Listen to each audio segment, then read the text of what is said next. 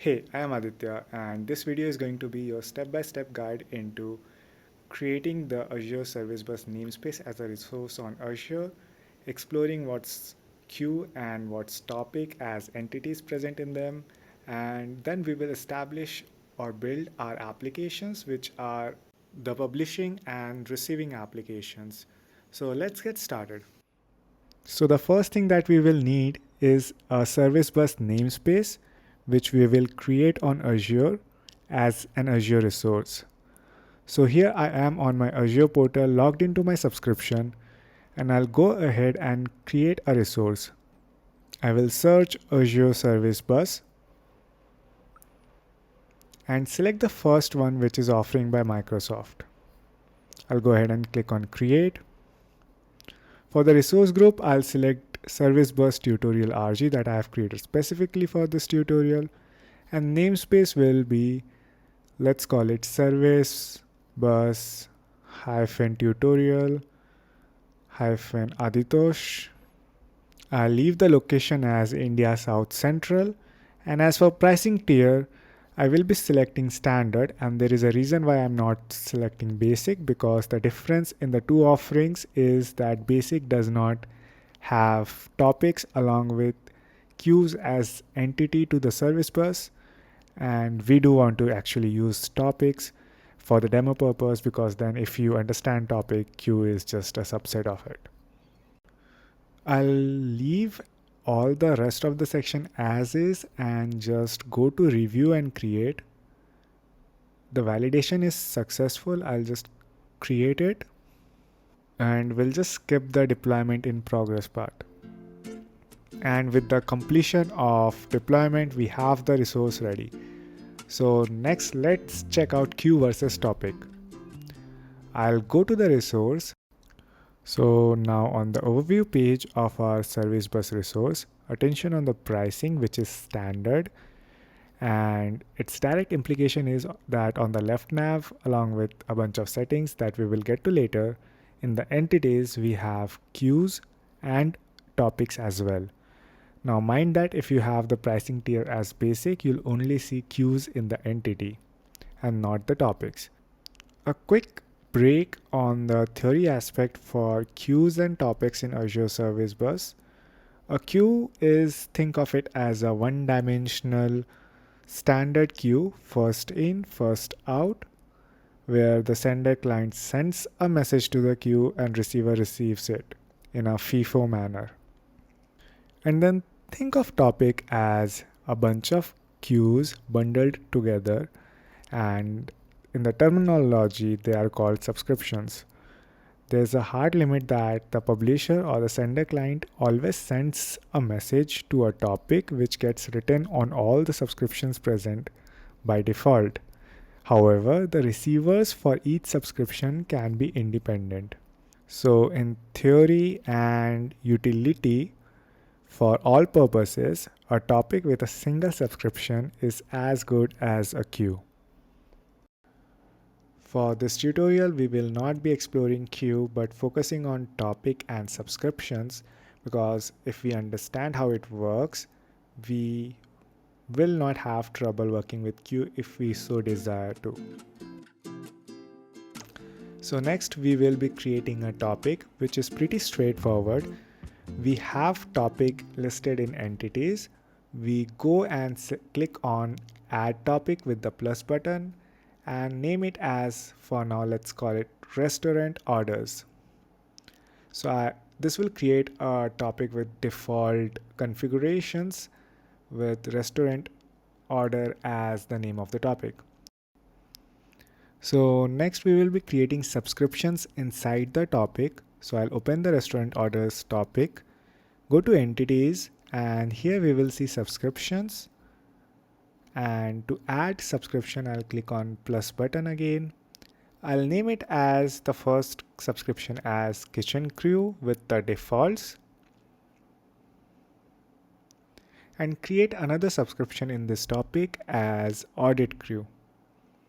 So the restaurant orders topic on our Azure Service Bus namespace service bus tutorial Aditosh has two subscriptions, One is kitchen crew, and the other one is audit crew. And before we begin with writing our application code to publish message to this topic and receive from the subscriptions, it is important that we check out the authentication setup for our Azure Service Bus so that we can use the same on our application to communicate with Service Bus. Right now we are using the primary key and the connection string, but it's recommended and more secure to use user managed identity. For tutorial purpose, it should do no harm. So let's begin by coding the publisher app, which will use these keys to communicate with Azure Service Bus to publish messages to our topic. Here on my Visual Studio, I have the application set up for sending the request to our Azure Service Bus. We are calling it Restaurant Orders Sender Application with all the code present in program.cs file. The file essentially is using azure.messaging.servicebus NuGet package, which provides us with out-of-the-box support for authentication and calling the service bus and communicating with it. So first off, we have the topic name and subscriptions defined. Then we set up the configuration to pick up the config from app settings, a pretty .NET specific setup that we use in many applications. Then we pick the connection string from our environment variable, and we use it to establish the connection to the service bus with service bus client and passing the connection string as the input. Once we have the client ready, we create the sender on the topic name. So once we have the sender set up, in the while loop, what we are doing is just creating a bunch of test params, let's say 5 messages, and sending them sequentially. The send happens essentially by the await sender.send message async, and pretty much above it and below it we are logging on the console for transparency for the sake of tutorial. So let's run this. So on the console we can observe that 5 messages are sent to the topic restaurant orders sequentially, each being test item 1, test item 2 with IDs. Everything is generated by our application itself in the while loop, and we are logging everything with console.writeLine. And essentially then we are executing the send message async on our sender. Also, if I just switch to our portal, we will see that if I refresh, the message count increases from 0 to 5. That is it. So now we will move to building the receiver application that can receive messages from these subscriptions. So let's get started. I will move back to Visual Studio, and here I have 2 projects, one for audit crew receiver that will receive from the audit crew subscription, and then one for kitchen crew receiver that will receive from the kitchen crew. Both are pretty much same. I will focus on kitchen crew receiver. The purpose of creating the separate projects is that they will be separate applications once deployed. So audit crew will receive from the subscription running independently and process it differently, whereas kitchen crew will run on a different server and process the messages and do stuff with it differently. So that is why I have separated the project, so it conveys the intention as well. Getting focused on the code, again we are using the same NuGet package azure.messaging.servicebus. We defined the topic name as restaurant orders and the subscription name as kitchen crew, from which we want our application to listen from. We have the connection string similar to the previous publisher app. What I want to focus on is, again, we are establishing the service bus client with the connection string, and this time we are creating a processor using client.createProcessor, which essentially creates a processor on our application that will process the message or continuously listen to it. Then we have processor.processMessage async with a weird plus equal to args, which is basically the way we say when we are processing the message, we want to perform this method, which is inline method or function that we have passed, that is basically right now just writing to the console.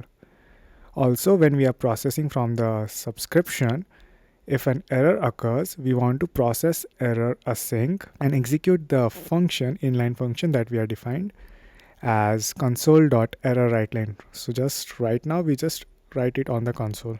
But you can actually pass the entire method here and define the method separately and perform processing in that method.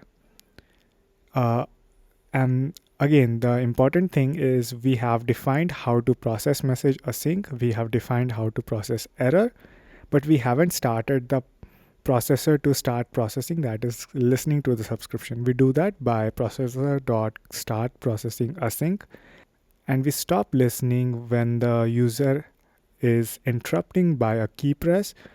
And once that is done, we do it by processor.stop process async. So on running, we see the console showing that received messages for message 1, 2, 3, 4, 5. And you'll see that it's being received in a FIFO manner, first in, first out. And if we just go back to Azure portal and check our subscription, we'll see that the kitchen crew has now 0 messages, which makes sense because an application has actually received them all. One last thing that I wanted to share was Azure Service Bus Explorer, which is a great tool for debugging. So we simply open any of the subscription, and there we have Service Bus Explorer, from which we can send test messages directly to the subscriptions. So I can send text or JSON or XML. I'll send hello from Service Bus Explorer, and we can also pass custom properties and process in our code, but we don't have any, so let's skip that and send this message. You'll observe that this message is sent to the topic and not subscription, as is the rule. So when I refresh, the audit crew message also increased by 1. Kitchen crew is still 0 because our receiver immediately received it. Here we see that we have the body as hello from Service Bus.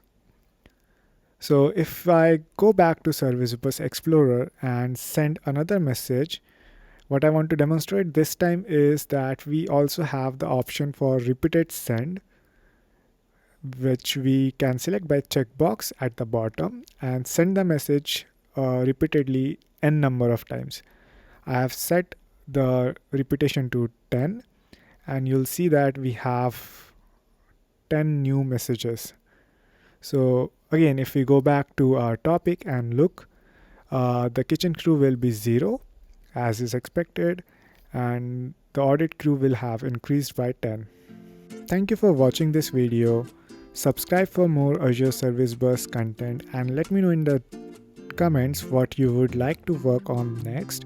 This is just the basic. There are complexities as dead letter queue, how do you handle retries or duplicate detections, how do you maintain sessions, how does the scaling work, how do you monitor and run diagnostics efficiently. So all is there, and do subscribe so that you don't miss up on the next ones.